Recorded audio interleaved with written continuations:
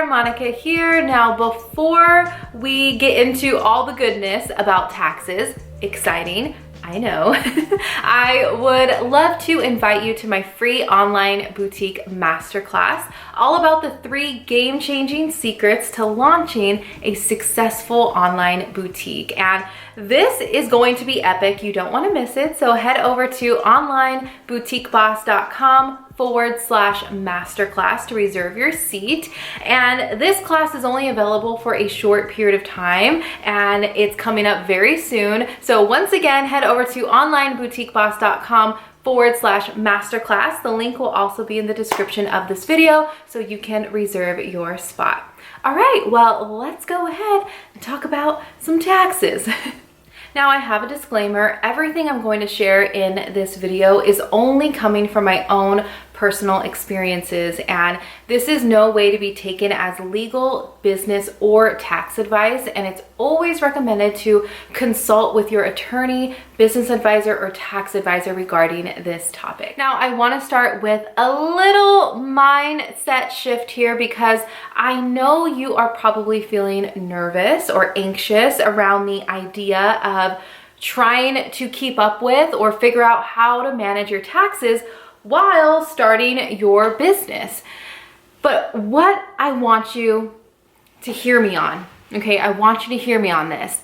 Don't let something like taxes hold you back from starting your business or become an excuse as to why you're not pursuing this dream of yours, because every single business goes through this process. It's inevitable, and you are not alone. But how you go about this is the difference that's going to make the difference in those feelings of anxiety in your day-to-day boutique life. So what I want you to hold on to and understand is that you don't have to be an expert in every single aspect of your business. And yes, you may be a solopreneur. You're doing this on your own. You are customer service. You are putting together your website. You are managing your social media. But when it comes to something like your taxes, where you want to make sure it's done correctly and it's filed properly with the deductions and all of those things that are gonna just benefit your business, but you can outsource this to an expert in this field, someone who does this on a daily basis. Like, this is their jam. Don't try to make it your jam. If this is not your thing, don't spend hours trying to figure it out. When you can spend that time, you can take that time and work on maybe more creative parts of your business that needs your attention as the boutique owner. So that is what we're going to discuss in this video. I'm going to share ways on how to, and resources on bookkeeping and accounting and tax preparation for your business. But before we get there, I do want to answer some frequently asked questions because I think it's important to get a basic understanding. Okay, so for your online boutique business, 1, you need to collect sales tax from your customers on taxable products, which I know many of you have clothing boutiques, and typically those are taxable products. But for your online based business, right, your online boutique business, we have buyers from all around the country, right? So to determine which orders you're going to collect sales tax from, as well as the sales tax rate, that is going to be dependent on your buyer's location, so as far as their state, and if you have what's called a sales tax nexus within that same state as well. Now, before we dive deep into fancy terminology, there will be resources, including an article down below that explains in simple terms the definition as well as different examples of a sales tax nexus that may apply to you and your business. But for the sake of keeping things simple, and I am going to speak in general terms because I know many of you have an online boutique business, you work from home, and your inventory is, you maybe have an in-home office space, or even if you have a warehouse locally near you, then you have what's called a home base nexus. Okay, so if you do business in California and one of your customers buys something from your website online and they are also in California, that is when you're going to collect sales tax. The great thing is, because of the different platforms and services and advanced tools that we have as an online business, it is an amazing time to have an online business. It makes collecting sales tax automated. So on the back end of your e-commerce store, such as Shopify, when you're setting up your profile and you're entering in your office location, you can enable taxes to be automatically deducted from every order that is placed online. So through your customers, once they check out on your website and they enter their shipping address, they're gonna take that and it's gonna automatically collect those sales tax for you. Now, I wanna back up just a tad, because before you even launch your boutique and process orders online and collect sales tax, what you need to do first is to get a sales tax permit or a seller's permit from your state.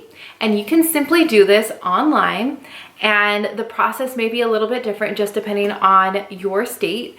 Again, resources, guys. I have resources for you on how to go about this. So when you are in the process of applying for your seller's permit, it's usually a simple, quick process. What you need first is an EIN number, so your employee identification number, similar to, it's your tax ID for your business, basically.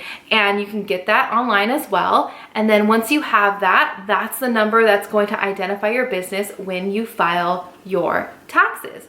So number one, you need a seller's permit within your state where you have your sales tax nexus.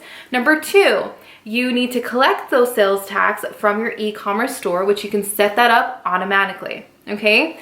Now, as far as when to file your taxes, that would either be monthly, quarterly, or annually based on your business, and typically based on your sales volume as well. So the larger the sales volume, typically you want to do that more frequently, so monthly or quarterly. So one, you have your sales tax.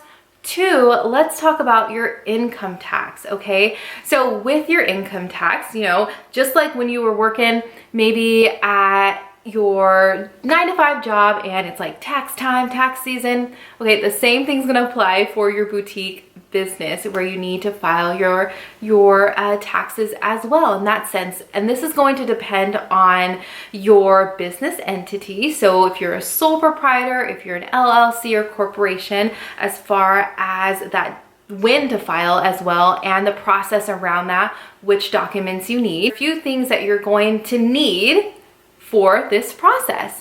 Number one is your monthly report. So when you have your monthly profit and loss statement, right, you can gather that information and then you're gonna have your end of year financial report. That's everything at glance, an overview of your end of year financial report, which is going to include your sales, your cost of goods sold, your expenses. Maybe you bought a new camera for your photo shoots. Maybe you documented that you traveled to a trade show. So all of those details that involve your business, that is what you want to have record of and have it in a financial report form. Now you're probably thinking, oh my gosh, I don't have this. How do I do this? This is where I'm going to share with you some resources to make this as simple as possible. Now, how I go about my bookkeeping is I use a service called Bench.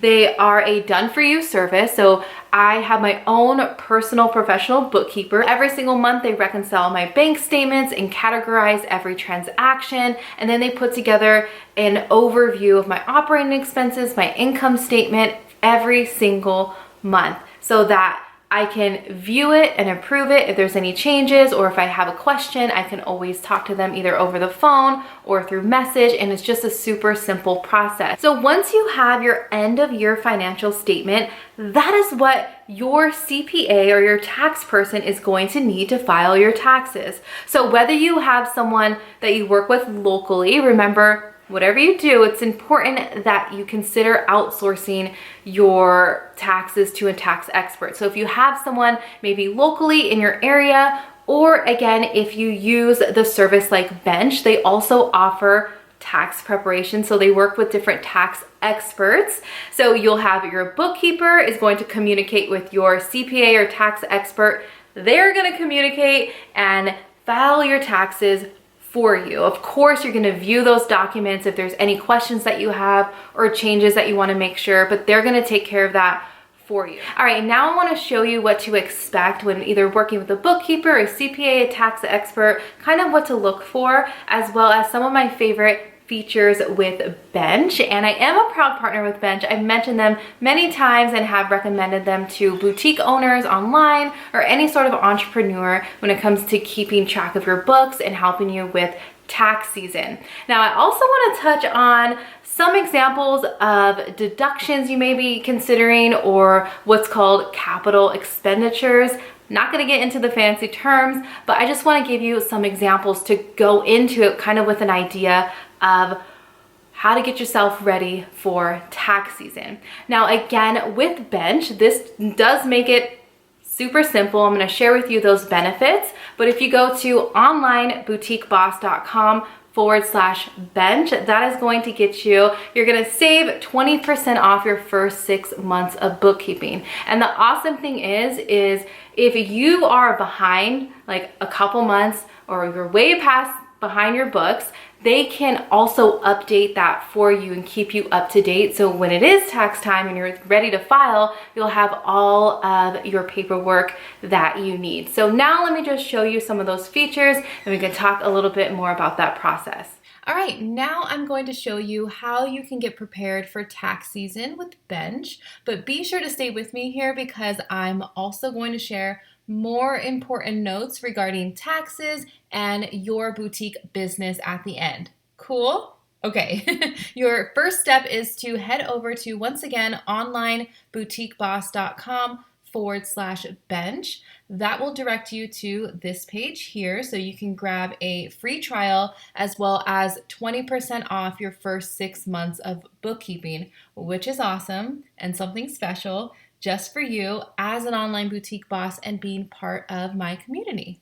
Okay, in my previous video, Bookkeeping for Boutique Owners, I showed you all about the visual dashboard where you can view your monthly financial reports, income statement, cash flow, balance sheet, and all the business data that you need for your boutique. So let's go ahead and scoot on over to what tax preparation looks like as well. So whether you are filing on your own or working with a CPA, Bench will help put together your tax time financials so you can get everything filed quickly. Now, what I love is that Bench will work directly with your CPA, so there's nothing that you really need to do as far as going back and forth. You can just let them communicate and do what they do best, which helps keep that stress off of you, which is what we need, less stress, right?